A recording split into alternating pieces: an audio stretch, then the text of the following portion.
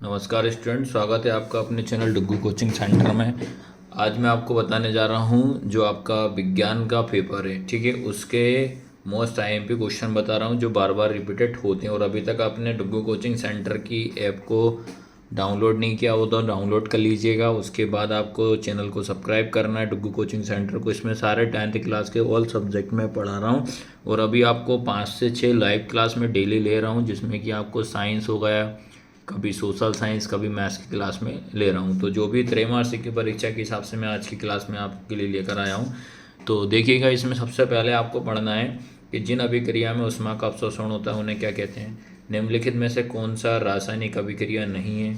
उसके बाद एक ये वाला क्वेश्चन Fe2O3+2Al, फिर ये वाला है, इसमें कौन सी क्या रिएक्शन है आपकी। फिर उसके बाद एक ये वाला पढ़ना है, कैल्शियम ऑक्साइड की जल के साथ अभिक्रिया किस प्रकार की होती है, ये आपको अच्छे से पढ़ना है। उसके बाद अगर हम बात करते हैं ये वाला कि लोहे की वस्तुओं को बचाने से उस पेंट करते हैं, ये क्या होता है। फिर ये देखो आईएमपी क्वेश्चन मैंने दिए हैं।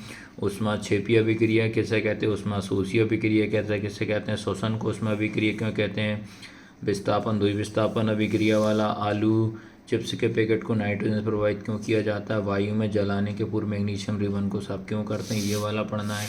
उसके बाद अगर मैं बात करता हूँ तुम्हारा ये वाला फर्स्ट विकृत गंधिता किसे कहते हैं, ये वाला जब पोटेशियम क्लोराइड विलयन में सिल्वर नाइट्रेट वाला, विस्थापन एवं द्विविस्थापन अभिक्रिया में अंतर।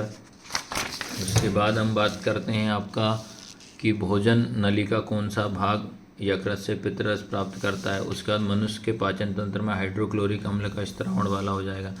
निम्न में से क्या प्रकाश संश्लेषण में नहीं होता है, प्रकाश संश्लेषण की आवश्यक, प्रकाश संश्लेषण की वाला क्वेश्चन बहुत बार आपसे ये ऑब्जेक्टिव वाले अच्छे से पढ़ना है। आहार नली का भाग कहाँ कोई पाचन क्रिया नहीं करता है, ये वाला हो जाएगा। फिर यहाँ से आपका क्वेश्चन आंसर मैं आपको बता देता हूँ कि अमीबा पोषण की प्रक्रिया किस प्रकार पूर्ण होती है। एटीपी का पूरा नाम अच्छे से पढ़िएगा। स्वापोषी पोषण क्या किसे लिखना क्या होता है।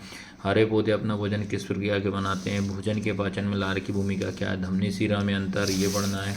उसके बाद आपका ये आता है ऑक्सीजन की उपस्थिति अनुपस्थिति में ग्लूकोज का कोई, ये वाला पढ़ना है। मानव उत्सर्जन तंत्र का नामांकित चित्र, रक्त और लसिका में अंतर आपको लिखना है।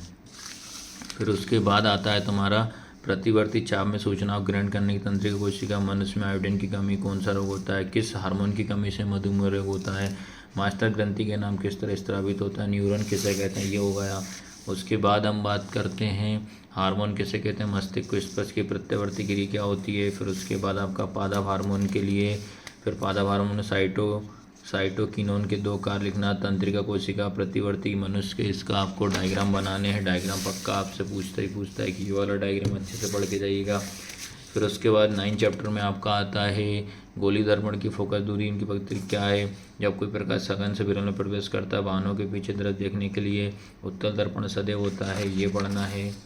फिर उसके बाद हम बात करते हैं गोली दर्पण किसे कहते हैं। फिर एक गोली दर्पण जितना दिया प्रकाश के अपवर्तन के नियम, अपतन दर्पण, उत्तल दर्पण, ये वाला अच्छे से पढ़ना है।